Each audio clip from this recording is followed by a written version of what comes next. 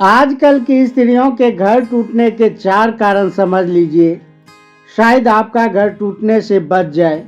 दोस्तों, जीवन में रिश्ते बहुत अहमियत रखते हैं, खास तौर पर वे रिश्ते जो परिवार से जुड़े होते हैं, जैसे माँ बेटा, सास बहू या पति पत्नी का संबंध। इन रिश्तों में प्रेम, सम्मान और समझदारी से ही सुकून और खुशी बनी रहती है। लेकिन कई बार हमारी नासमझी और अहंकार की वजह से हम उन लोगों को तकलीफ पहुंचा देते हैं जो हमें सबसे ज़्यादा चाहते हैं। जीवन भी हमें हर कदम पर यह सिखाने की कोशिश करता है कि रिश्ते सिर्फ अधिकार जताने से नहीं, बल्कि जिम्मेदारी निभाने और एक दूसरे का आदर करने से बनते हैं। तो मित्रों, शुरू करते हैं आज की महत्वपूर्ण कहानी। अनुष्का नाम की एक युवती थी जो अपनी शादी के बाद अपने ससुराल में रह रही थी। वह कमरे में बैठी पुरानी बातों को याद कर रही थी। वह फूट फूट कर रो रही थी क्योंकि उसे एहसास हो गया था कि उसने अपनी सास मालती देवी के साथ अच्छा व्यवहार नहीं किया। प्रकाश, जो कि उसका पति था, हमेशा उसके मायके वालों का आदर करता था, लेकिन अनुष्का खुद अपनी सास को सम्मान देने में असफल रही थी। अनुष्का को वो दिन याद आ रहा है जब उसकी शादी को 1 साल पूरा हो चुका था और उसके मायके वाले पहली बार उसकी ससुराल आने वाली थी। सुबह सुबह ही उसने अपनी सास मालती देवी पर हुक्म चलाते हुए कहा, माँ जी, अजी जल्दी जल्दी हाथ चलाइए, आज मेरे मायके से सभी लोग आने वाले हैं और आप इतनी धीमी गति से काम कर रही हैं। मैंने कल रात ही आपको समझा दिया था कि सुबह उठकर पूरे घर की सफाई करनी है। खिड़कियों और दरवाज़ों पर डस्टिंग नहीं होनी चाहिए, कहीं धूल या गंदगी ना दिखे। इतना कहने के बाद उसने आगे कहा कि मैंने रसोई में सब्जियां पहले से ही निकाल कर रख दी है। खाने में 4 तरह की सब्जियां बनानी है। मेरे मायके वाले नाश्ता तो करके आएंगे, लेकिन उसके खाने की तैयारी ऐसी होनी चाहिए कि वे देखते ही रह जाएं। खाने पीने में कोई कमी नहीं होनी चाहिए। मित्रों, मालती देवी, जो हमेशा से शांत स्वभाव की थी, अपने बहू को बड़े प्यार से जवाब देती है, बेटी, तुम चिंता मत करो, खाने पीने में कोई कमी नहीं होगी। वैसे भी तुम्हारे मायके वाले पहली बार हमारे घर आ रहे हैं। मुझे मेहमानों को अच्छे से खिलाने पिलाने का शौक है। मैं बहुत अच्छा खाना बनाऊंगी। फिर कुछ देर सोचने के बाद मालती देवी ने कहा, बेटी, अगर तुम कहो तो मैं रसोई का काम संभाल लेती हूँ। तुम घर की साफ सफाई कर लो, क्योंकि दोनों काम एक साथ मुझसे नहीं हो पाएगा। यह सुनते ही अनुष्का अपना चेहरा बिगाड़ लिया और तुनक कर बोली, क्या माँ जी, मैंने तो कल रात ही कह दिया था कि मुझे ब्यूटी पार्लर जाना है। काम तो बहुत ज़्यादा है। सफाई का काम आप ही कर लीजिए और रसोई का खाना भी आप ही बना लीजिए। मालती देवी ने बड़े प्यार से अपनी बहू को समझाते हुए कहा, बेटी, सफाई का काम थोड़ा ज़्यादा है। इतने बड़े घर की सफाई मुझसे नहीं हो पाएगी। लेकिन अनुष्का अपनी बात को दोहराते हुए कहा, मुझे आज अपने चेहरे की फेशियल करवानी है और बालों की कटिंग भी करवानी है। अगर मैं सफाई में लग गई तो पार्लर नहीं जा पाऊंगी। वैसे भी रोज़ाना खाना तो मैं ही बनाती हूँ। कभी कभार अगर आपके ऊपर काम आ जाए तो आप उसे भी एहसान की तरह गिनाने से पीछे नहीं हटती हो। मालती देवी अपनी बहू की इन बातों को सुनकर शांत रह जाती है। वह जानती थी कि वह बहू को इस घर में नए नए जिम्मेदारियों को समझने में और निभाने में थोड़ा समय लगेगा। मित्रों, प्रकाश, जो प्रतिमा देवी का इकलौता बेटा था, अपनी मां की हमेशा इज्जत करता था और उनके हर काम में उनकी मदद करता था। लेकिन जब उनकी पत्नी अनुष्का ने अपनी सास मालती देवी से इस तरह की बातें कही तो प्रकाश खुद को चुप नहीं रख सका। उसने अनुष्का से कहा, अरे अनुष्का, कैसी बातें कर रही हो? माँ हमेशा तुम्हारे साथ हाथ बटा देती है। उनकी उम्र भी तो देखो, क्या यह सब करना उसके बस की बात है? इतना सारा खाना बनाना और ऊपर से पूरे घर की सफाई, यह सब अकेले में कैसे संभव है? कम से कम एक काम तो तुम्हें करना चाहिए। माँ ने मना नहीं किया, उन्होंने बस इतना ही कहा कि सारा काम उनसे अकेले नहीं हो पाएगा, तो थोड़ा तुम भी मदद कर दो। लेकिन प्रकाश की बात अनुष्का को अच्छी नहीं लगी। गुस्से में बड़बड़ाते हुए बोली, हाँ हाँ, तुम्हारी माँ ही क्या कम है? तुम भी मेरी छोटी सास बनने की कोशिश करते हो। शादी के 1 साल में इतना तो समझ में आ गया कि तुम्हें सिर्फ अपनी माँ की ही परवाह है। हर वक्त उनका ही पक्ष लेते हो। मेरी खुशियाँ तो जैसे तुमसे देखी ही नहीं जाती। प्रकाश ने फिर समझाने की कोशिश की, लेकिन अनुष्का ने तीखी नज़रों से देखते हुए कहा, मुझे सिर्फ अपने कमरे की सफाई करनी है, बाकी का काम आपकी माँ खुद संभाल लेगी। उनसे कह देना कि खाना बनाने के बाद घर की सफाई भी खुद ही कर ले। इतना कहकर अनुष्का पैर पटकते हुए कमरे से चली गई और झाड़ू लेकर सफाई करने लगी। सफाई खत्म होने के बाद वह फटाफट तैयार हुई और ब्यूटी पार्लर के लिए निकल गई। दूसरी ओर प्रकाश सीधे रसोई में पहुंच जाता है और अपनी मां की मदद करने लगता है।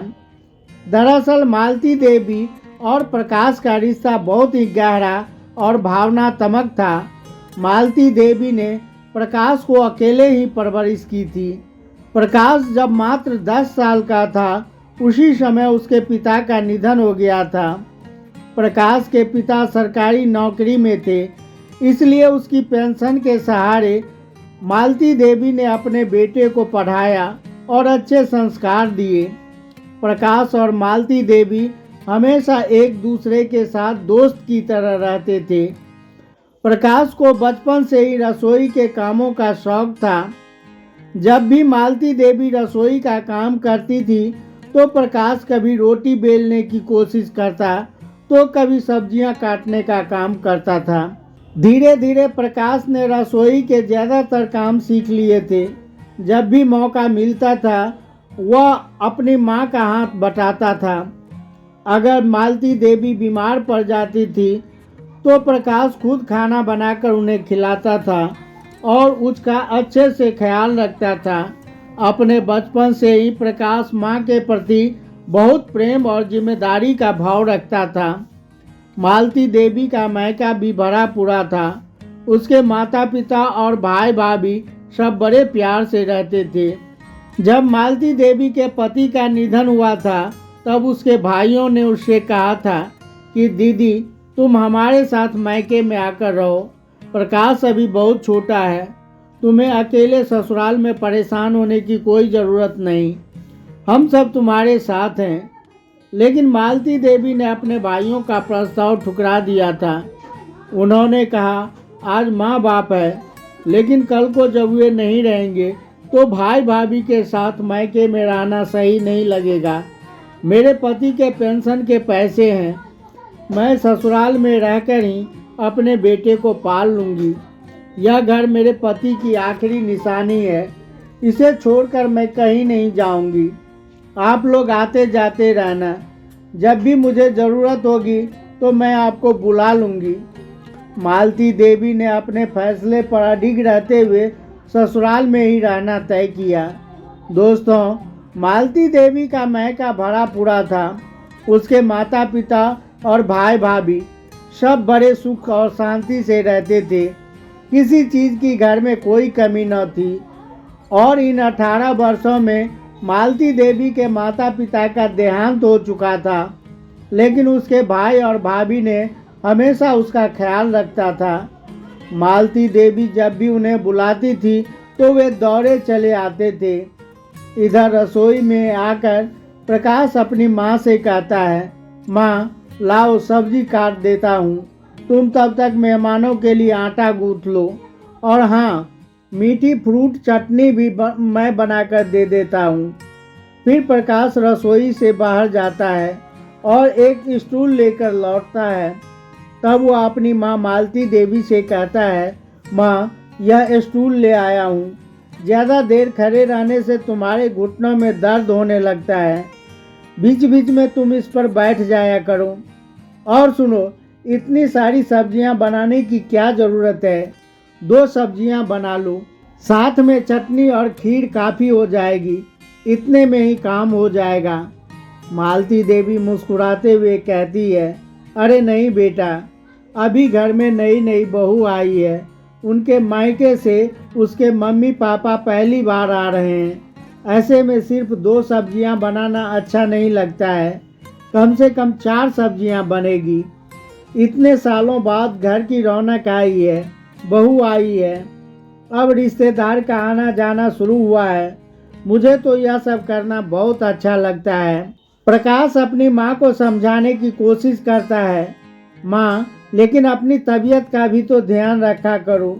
इतना सब करने के बाद अगर बीमार पड़ गई तो फिर कौन संभालेगा? और देखो, कल अनुष्का ने तुमसे इतना सारा काम करने के लिए कहा था, तो तुम मना क्यों नहीं कर सकी? वह अपना सारा काम तुम्हारे सिर पर डालकर खुद पार्लर चली गई। 2 दिन पहले भी पार्लर जा सकती थी, आज ही जाने की क्या जरूरत थी? मालती देवी ने शांत स्वर में जवाब दिया, वह नई नई इस घर में आई है। उसे इस घर में एडजस्ट होने में थोड़ा समय लगेगा और उसकी उम्र ही कितनी है। धीरे धीरे सब सीख जाएगी और घर के सारे रीति रिवाज भी समझ जाएगी। मित्रों, प्रकाश थोड़ा नाराज होकर बोला, माँ अनुष्का कोई दूध पीती बच्ची नहीं है। तुम हमेशा उसे बच्ची समझकर सिर पर चढ़ा लेती हो। और देखना, वह जिस दिन सिर पर चढ़ जाएगी उस दिन मुझसे मत कहना कि वह तुम्हारी बात नहीं सुनती। मैं अभी कह रहा हूँ कि उसे घर का काम बताना और जिम्मेदारी देना शुरू करो। क्या तुमने अपनी पूरी जिंदगी काम करते करते नहीं गुजारी? अब तो आराम कर लो। जितना बन पड़े उतना ही किया करो। बहू के कहने पर जबरदस्ती खुद को परेशान होने का कोई मतलब नहीं। तब माँ मुस्कुराते हुए बोली, अरे बेटा, क्यों छोटी छोटी बातों पर इतना नाराज हो रहे हो? ठीक है, मैं उसे समझा दूंगी। फिर दोनों माँ बेटे काम में लग जाते हैं। बातों ही बातों में सारा खाना तैयार हो गया। मालती देवी ने कहा, सारा खाना उठाकर ढककर डाइनिंग टेबल पर रख दो।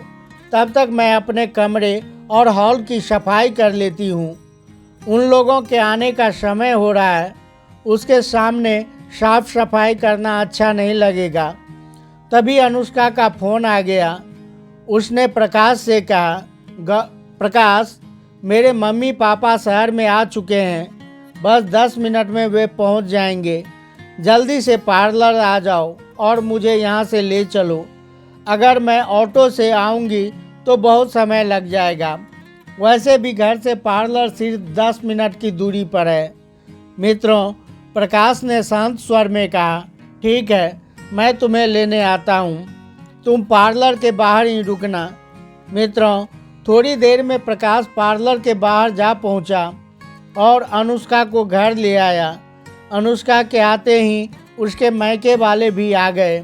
अनुष्का के मायके से उसके भैया भाभी, मम्मी पापा और साथ में चाचा चाची भी आए थे।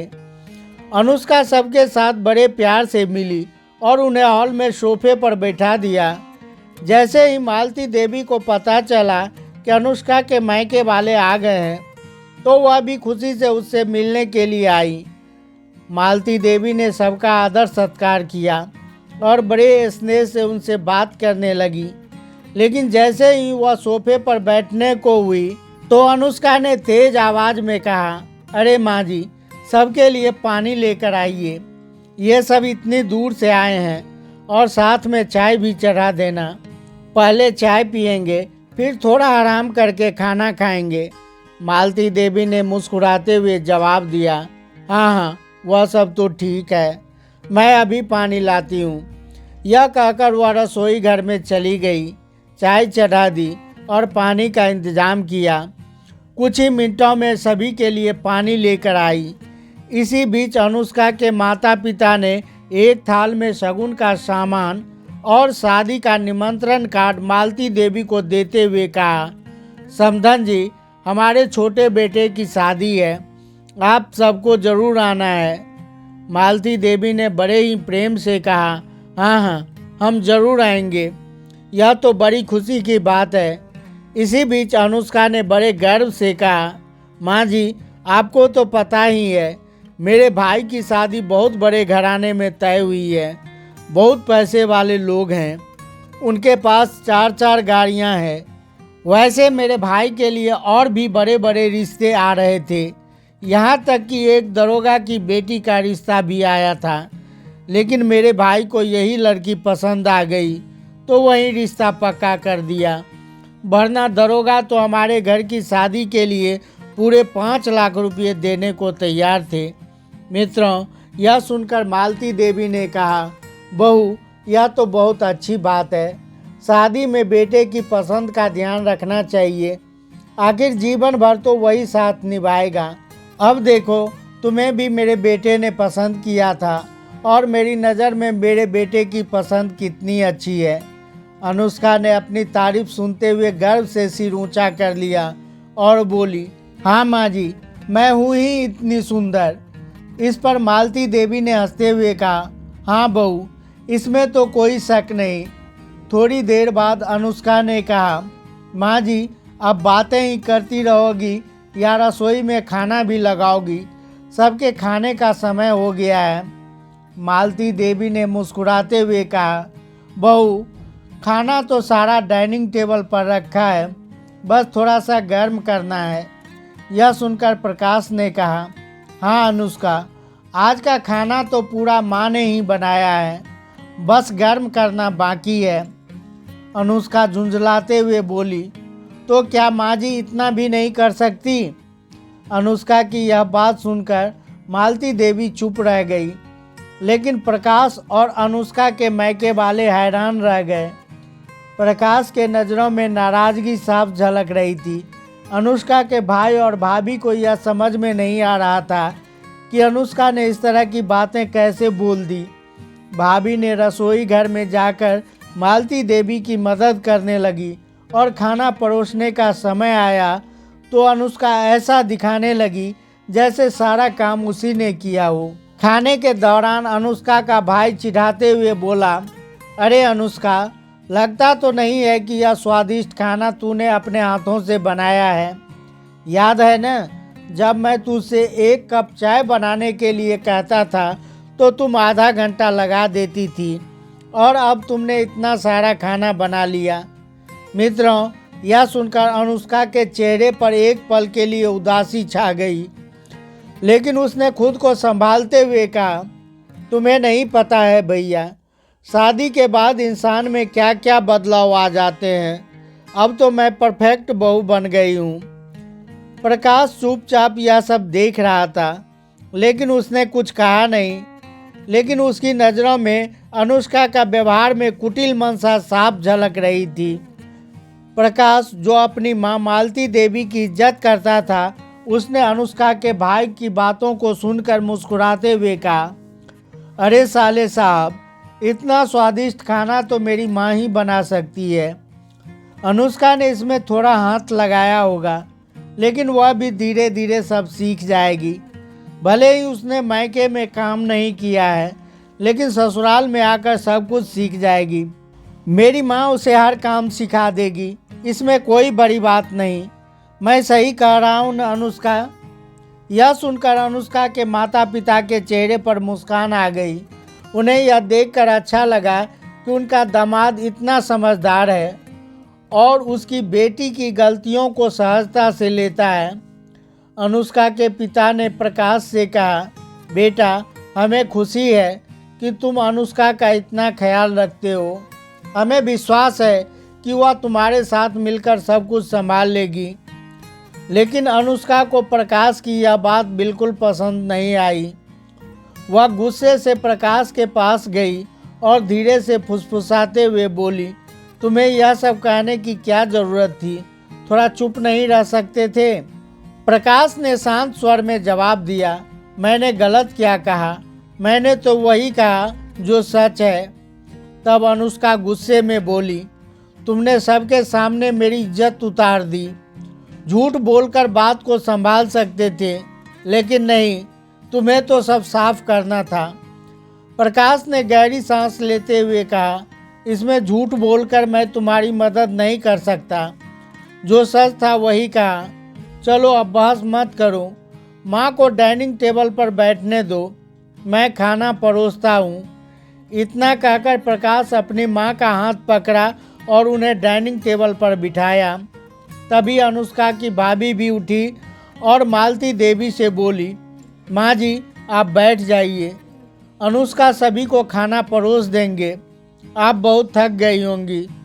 अनुष्का और उसकी भाभी ने मिलकर खाना परोस दिया। सभी ने मिलकर बड़े प्रेम से खाना खाया। खाना खाने के बाद कुछ देर तक सबने बातें की और फिर अनुष्का के घर वाले अपने घर के लिए निकल गए। धीरे धीरे कुछ दिन बीत जाते हैं और वह दिन नज़दीक आ जाता है जब अनुष्का के भाई की शादी थी। अनुष्का अपने मायके जाने की तैयारी करने लगी। उसने खूब शॉपिंग की, खूब कपड़े खरीदे। उसके भाई की शादी थी और उसने इस मौके के लिए खूब शॉपिंग की थी। एक दिन वह अपनी सास मालती देवी से बड़े गर्व से बोली, माँ जी आपको पता है मेरी मम्मी ने अपनी होने वाली बहू के लिए बहुत सारे जेवर बनवाए हैं, माथे से लेकर पैर तक सोने के गहने हैं। इतने पैसे खर्च कर रहे हैं मेरे मम्मी पापा। यह बात सुनकर प्रकाश जो पास में खड़ा था गुस्से से बोला, तो क्या हुआ, वह अपनी बहू के लिए ही तो जेवर बनवा रहे हैं, सभी अपनी बहुओं के लिए जेवर बनवाते हैं, इसमें कौन सी नई बात है। लेकिन तुम ये बातें मेरी माँ को क्यों सुना रही हो? तुम्हारी शादी में जो कुछ हुआ था वो भी सब तुम्हारी माँ की पसंद थी। जेवर से लेकर कपड़े तक सब तुम्हारे हिसाब से खरीदा गया था। अब यह सब बातें करने का क्या मतलब है? अनुष्का कुछ नहीं बोली, लेकिन उसके चेहरे पर गुस्सा साफ झलक रहा था। प्रकाश ने आगे कहा, अनुष्का तुम्हें हमेशा अपने मायके की ही बातें करनी रहती है। इस घर में जो कुछ भी है वह तुम्हारा ही तो है, फिर भी तुम्हें मेरे माँ को ताने मारने की क्या ज़रूरत है? यह सब तुम्हारी अच्छी आदत नहीं है।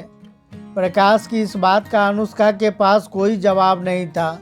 उसका चेहरा गुस्से से लाल हो गया था। उसने कुछ पल के लिए चुपचाप प्रकाश की ओर देखा और फिर कहा, माँ का फ़ोन आ रहा है। यह कहकर वह फ़ोन लेकर कमरे में चली गई। मालती देवी अपने कमरे में चुपचाप बैठी सोच रही थी। उसके मन में बार बार यही ख्याल आ रहा था कि प्रकाश सही कह रहा है। बहू अब छोटी बच्ची नहीं है जो हर बात पर उसकी बेइज्जती करती है और अपने मायके वालों का इतना सम्मान करती है, लेकिन मेरे लिए कभी भी अच्छे शब्द नहीं कहती। मालती देवी के मन में यह बात गहराई तक चुभती रही। उन्होंने खुद से कहा, सम्मान करना तो दूर की बात है, अनुष्का तो मौका मिलते ही मेरा अपमान कर बैठती है, जबकि मैंने उसके लिए कभी कोई कमी नहीं रखी। उन्हें प्रकाश की बात याद हो आई, जो कई बार अनुष्का को इशारों में समझाने की कोशिश करता था, लेकिन अनुष्का को किसी बात का कोई फर्क नहीं पड़ता था। अगले दिन अनुष्का अपने भाई की शादी में जाने की तैयारी कर रही थी। तैयार होकर उसने मालती देवी से कहा, माँ जी आपको तो पता ही है मेरे मायके वाले कितने अमीर हैं। शादी शहर के सबसे बड़े होटल में हो रही है, बड़े बड़े लोग भी शादी में आने वाले हैं, तो आप भी थोड़ा बन ठन के आइएगा।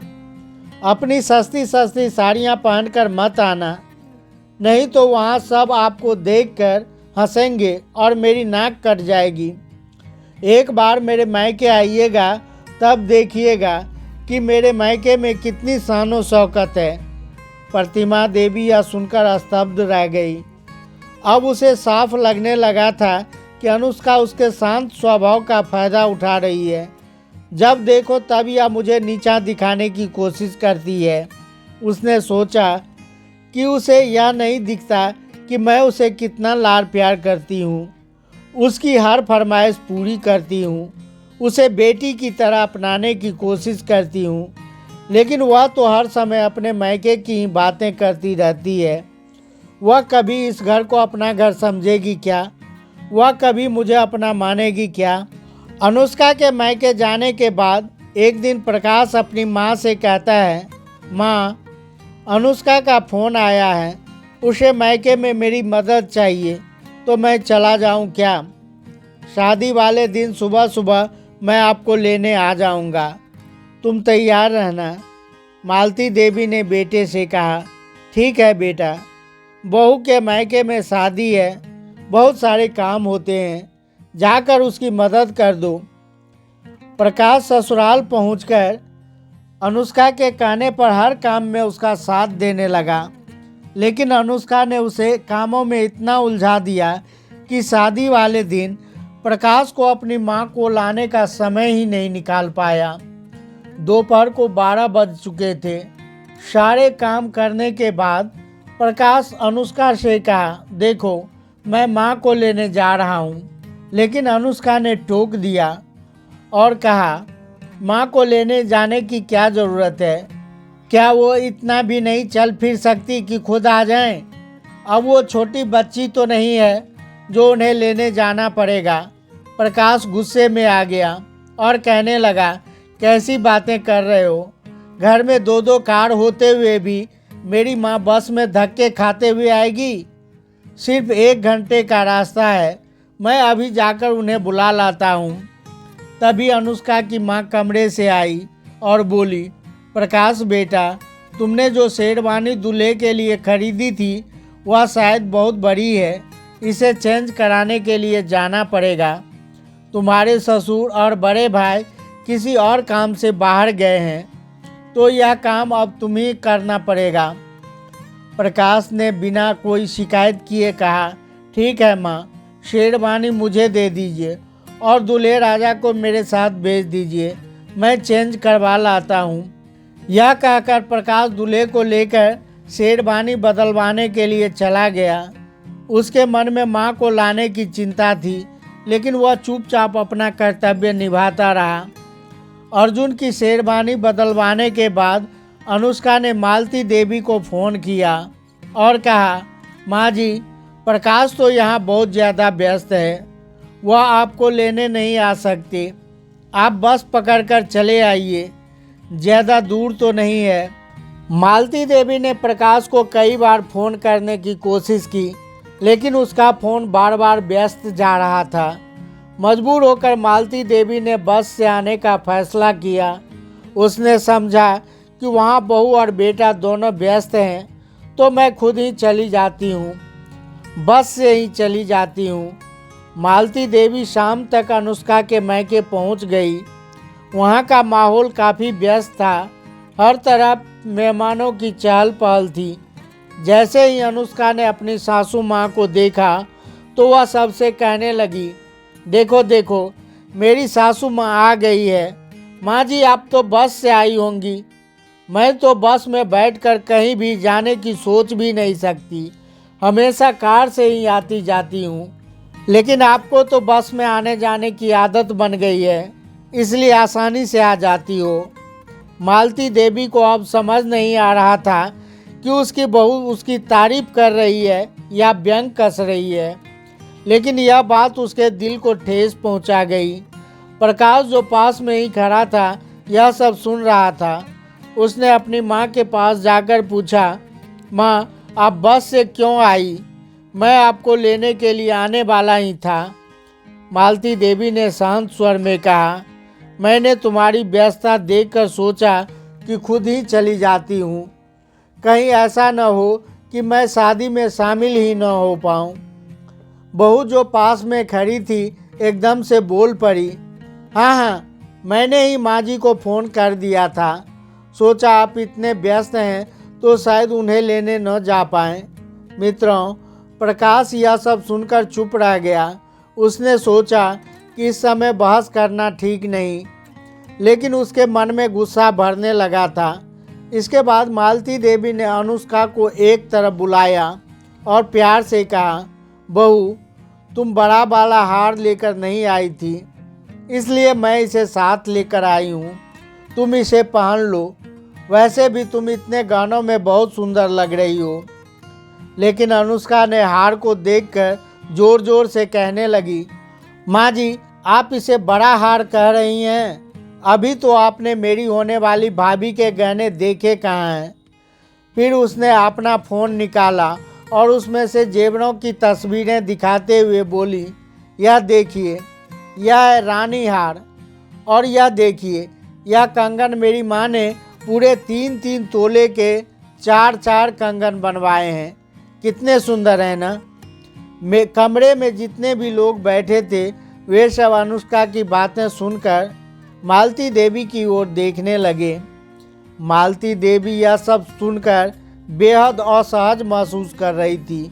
वह सोच रही थी कि उसने कितने प्यार से अपनी बहू के लिए हार लाया था, लेकिन अनुष्का ने उसकी तुलना कर उसे छोटा साबित कर दिया। मालती देवी की आंखों में आंसू आ गए। प्रकाश ने अपनी मां का यह अपमान देखा तो उसका गुस्सा 7वें आसमान पर पहुंच गया, लेकिन वह अनुष्का के मायके में था, इसलिए उसने कुछ नहीं कहा। चुपचाप अपनी मां का हाथ पकड़कर शादी अधूरी छोड़कर घर लौटने के लिए निकल पड़ा। मालती देवी ने प्रकाश को कई बार रोकने की कोशिश की। उन्होंने कहा, बेटा, यह समय शादी का है, मेहमानों के सामने नाराज़गी दिखाना ठीक नहीं है। लेकिन प्रकाश ने गुस्से में कहा, माँ, अब बहुत हो गया। मैं इस घर में एक बेटे की तरह काम कर रहा हूँ, लेकिन अनुष्का हमेशा आपको ताने मारती रहती है। अब मुझसे बर्दाश्त नहीं होगा। पूरी शादी में वह आपके साथ ऐसा ही करेगी, जिसे मैं सहन नहीं कर पाऊँगा। प्रकाश ने माँ के मना करने के बावजूद घर लौटने का फैसला कर लिया। मालती देवी भी मनी मन सोच रही थी कि उसका बेटा सही कह रहा है। अब उसके पास चुपचाप लौटने के अलावा कोई विकल्प नहीं था। प्रकाश अपनी मां मालती देवी को लेकर घर लौट रहा था कि अचानक अनुष्का का फ़ोन आता है। अनुष्का की आवाज़ घबराई हुई थी और तेज़ थी। उसने कहा, प्रकाश, तुम कहाँ हो? प्रकाश ने गाड़ी रोककर जवाब दिया, क्या हुआ? इतनी घबराई क्यों हो? अनुष्का रोते हुए बोली, प्रकाश, बहुत गड़बड़ हो गई। जो जेवर पापा ने भाभी के लिए बनवाए थे वह दुकान से घर लाते समय रास्ते में चोरों ने छीन लिए। पापा के हाथ से बैग छीनकर बैग पर भाग गए। उन्होंने पापा को धक्का भी दे दिया, जिससे उन्हें चोट लग गई है। घर में सब बहुत परेशान हैं। बारात जाने का समय हो गया है और अब हमारे पास जेवर भी नहीं है। अगर बिना जेवर के बारात लेकर जाएंगे तो हमारी मम्मी पापा की बहुत बेइज्जती हो जाएगी। अब आप ही बताओ कि क्या करें। प्रकाश, जो पहले से ही अनुष्का के व्यवहार से नाराज़ था, और भी ज़्यादा गुस्से में आ गया। प्रकाश ने सख्त लहजे में कहा, तो मैं क्या करूं? यह सब तुम्हारे मम्मी पापा की जिम्मेदारी है। अगर उसकी इज्जत जाती है तो मुझे क्या? मैं तो अपनी मम्मी को लेकर घर लौट रहा हूँ। अनुष्का चौंकते हुए बोली, कैसी बात कर रहे हो? मेरे मम्मी पापा की इज्जत तुम्हारे लिए कोई मायने नहीं रखती। उन्होंने हमेशा तुम्हें बेटे की तरह माना है और तुम माँ को लेकर घर लौट रहे हो। शादी भी अटेंड नहीं की। प्रकाश ने गहरी सांस लेते हुए कहा, अनुष्का, अगर तुम्हारे माँ बाप ने मुझे बेटा माना तो मेरी माँ ने भी तुम्हें बेटी की तरह अपनाया है, लेकिन तुमने कभी उसे माँ नहीं माना। हर बार उनका अपमान ही किया है। आज भी तुमने 2 बार उनका अपमान किया मेरी नज़रों के सामने। माँ बार बार अपमान सहने के लिए नहीं बनी है। अगर तुम उनका सम्मान नहीं कर सकती तो अपमान करने का भी तुम्हें कोई हक नहीं है। मित्रों, यह सुनकर अनुष्का फूट फूट कर रोने लगी। उसने कहा, प्रकाश, ऐसी मुसीबत में भी तुम मुझे ताने मार रहे हो। मुझे लगा था कि तुम मेरा साथ दोगे। प्रकाश ने शांत लेकिन सख्त स्वर में कहा, मैंने हमेशा तुम्हारा साथ दिया है, लेकिन तुम हर बार ऐसी हरकतें करती हो जिससे मुझे गुस्सा आता है। तुम्हारे पास किसी चीज़ की कमी नहीं है, फिर भी तुम्हें मेरी माँ का अपमान करना अच्छा लगता है। प्रकाश की बातें सुनकर अनुष्का और ज़ोर ज़ोर से रोने लगी। तभी मालती देवी ने फ़ोन अपने हाथ में लिया और प्यार से कहा, अरे बहू, तुम क्यों रो रही हो? अब बताओ तुम क्या चाहती हो? अनुष्का ने रोते हुए कहा, मेरे मम्मी पापा कह रहे हैं कि उनके पास इस वक्त इतने पैसे नहीं हैं कि दोबारा से इतने सारे जेवर बनवा सके। उन्होंने अपनी सारी जमा पूंजी भाभी के जेवर बनवाने में खर्च कर दी। अब वे चाहते हैं कि मैं अपने गहने शादी में चढ़ा दूं। शादी के 4 दिन बाद वे मुझे वापस कर देंगे। कम से कम उनकी बात रह जाएगी और मेरे माँ बाप की इज्जत बनी रहेगी। बाद में जब उनके पास पैसे हो जाएंगे तो वे अपने बहू के लिए गहने बनवा देंगे। फ़ोन पर अनुष्का और मालती देवी की बातचीत चल रही थी। फ़ोन का स्पीकर ऑन था। प्रकाश ने अनुष्का से कहा, तुम्हारे पास कौन सा जेवर है? तुम हमेशा कहती रहती हो कि तुम्हारे गहने बहुत कम हैं, छोटे छोटे हैं। फिर इतने गहनों से तुम्हारे माँ बाप की इज्जत कैसे बचेगी? इतने छोटे गहनों को देखकर लड़की वाले उन्हें ताना मारेंगे। तुम रहने दो, अपना जेवर मत देना।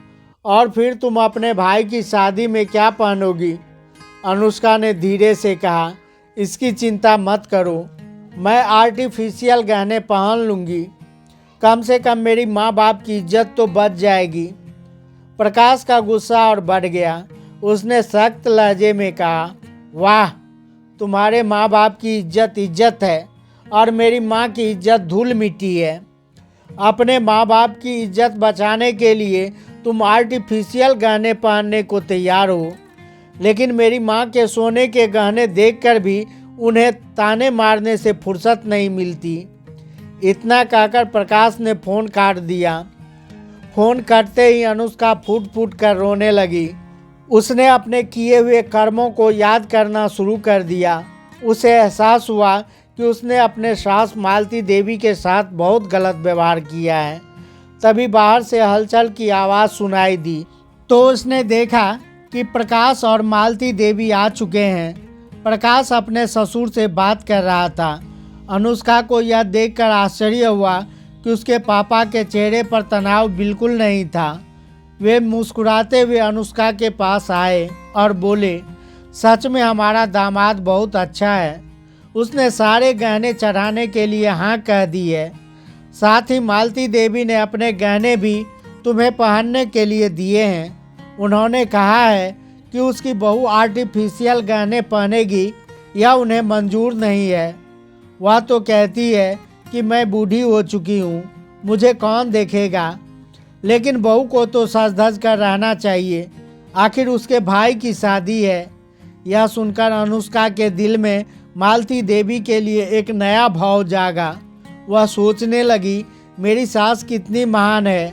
मैंने हमेशा उनका अपमान ही किया है, लेकिन उन्होंने कभी मेरे साथ बुरा नहीं किया। उसके बाद अनुष्का अपने सास से अपनी गलती की माफ़ी मांगने के लिए उनसे बात करने का मौका तलाशती रही, लेकिन बात नहीं हो पाई। शादी खत्म होने के बाद जब मालती देवी जाने लगी तो अनुष्का ने सबके सामने उनका हाथ पकड़ लिया और रोते हुए बोली, मुझे माफ़ कर दीजिए माँ जी, मैंने बचपना में आकर न जाने कितनी गलतियाँ की है, आपको न जाने कितनी बार अपमान किया है। आज भी उन बातों को याद करती हूँ तो मुझे खुद पर शर्म आती है। आपने तो हमेशा बड़प्पन ही दिखाया है, लेकिन मैं ही बेवकूफ़ थी। अब से खुद को बदलने की कोशिश करूँगी। आपको अपनी सास नहीं, माँ बनाने की कोशिश करूँगी। मैं बहुत खुश नसीब हूँ जो मुझे आपकी जैसी सास मिली है। मालती देवी के आंखों में आंसू भर आए।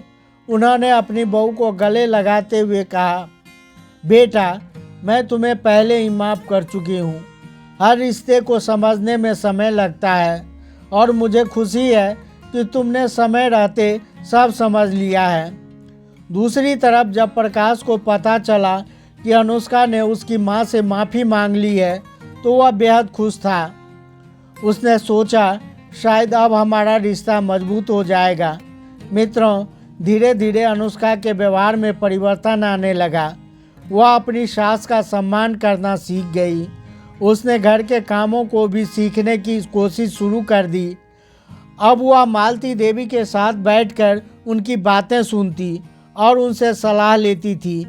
घर में एक नई ऊर्जा का संचार होने लगा। तो दोस्तों, यह कहानी हमें सिखाती है कि रिश्ते केवल अधिकार जताने से नहीं, बल्कि जिम्मेदारी निभाने और एक दूसरे का आदर करने से बनते हैं। समझ और सम्मान से ही रिश्ते मजबूत होते हैं। आजकल की बहुओं के घर टूटने का मुख्य कारण में पहला कारण यह है कि आजकल की कई बहुएं अपने अधिकारों को लेकर सजग होती है, लेकिन परिवार की जिम्मेदारियों से बचने की कोशिश करती है। घर के कामों और पारिवारिक जिम्मेदारियों जैसे सास ससुर की देखभाल करना, घर के कामों में हाथ बटाना या परिवार की परंपराओं का पालन करना उन्हें भारी लगता है। जब बहू और परिवार के बीच जिम्मेदारियों को लेकर टकराव होता है तो रिश्तों में दरार आ जाती है। दूसरा कारण है कि बहुएं अक्सर मायके और ससुराल की तुलना करती है। मायके में मिली सुविधाएं और प्यार ससुराल में ना मिलने पर वे शिकायत करने लगती है। मेरे मायके में ऐसा होता है, मेरी मम्मी ऐसे करती है, जैसी बातों से रिश्तों में खटास आने लगती है। ससुराल को पूरी तरह से अपना घर न मानने के कारण संबंध कमज़ोर होने लगते हैं। तीसरा कारण यह है कि परिवार और बहू दोनों की एक दूसरे से अलग अलग अपेक्षाएं होती है। ससुराल वाले चाहते हैं कि बहू उनके तौर तरीके के अनुसार चले, जबकि बहू अपनी स्वतंत्रता और आधुनिक सोच के अनुसार रहना चाहती है। इन उम्मीदों के मेल न खाने पर घर में विवाद शुरू हो जाते हैं और धीरे धीरे रिश्ते कमज़ोर होने लगते हैं। ससुराल के रीति रिवाज और परंपराएं बहुओं को पुरानी और बेकार लगने लगती है। जब वह इन परंपराओं को अपनाने से इनकार करती है तो परिवार के बड़े लोग इसे अपना अनादर समझते हैं। यह टकराव परिवार में असंतोष और विवाद का कारण बन जाता है। और चौथा कारण यह है कि बहुओं के मायके वाले या दोस्तों का ज़रूरत से ज़्यादा हस्तक्षेप परिवार के विवादों को बढ़ा देता है। जब मायके वाले हर मुद्दे पर राय देने लगते हैं या बहू को उकसाते हैं तो ससुराल में निश्चित रूप से जहर घुलता है। यह दोनों पक्षों के बीच टकराव पैदा करता है और रिश्तों को कमज़ोर करता है। यदि अपने घर को टूटने से बचाना है, अपने खुशियों में जहर नहीं घोलना है, तो कुछ बातों को सहन करना सीखो। कुछ चीज़ों को अपना मान कर चलो। कुछ बहुएं को तो ससुराल का कोई सदस्य या कोई वस्तु अपना समझने में कई वर्ष लग जाते हैं। तब तक घर का बंटवारा हो जाता है। तब पश्चाताप होता है कि काश यह चीज़ पहले उसके समझ में आ जाती। उसकी एक जिद आपके घर को उजाड़ सकती है, आपके रिश्तों में कड़वाहट भर सकती है। इसलिए जिद ना करें। अपने अधिकार के साथ साथ अपनी जिम्मेदारी को भी समझें। तो दोस्तों, मैं उम्मीद करता हूँ कि इस कहानी से आपने बहुत कुछ सीखा होगा। अनुष्का के बारे में आपकी क्या राय है, कमेंट में लिखिए। साथ ही वीडियो को लाइक, शेयर व चैनल को सब्सक्राइब कर दीजिए। फिर मिलते हैं एक नई ज्ञान चर्चा के साथ। वीडियो के अंत तक बने रहने के लिए आपका बहुत बहुत धन्यवाद।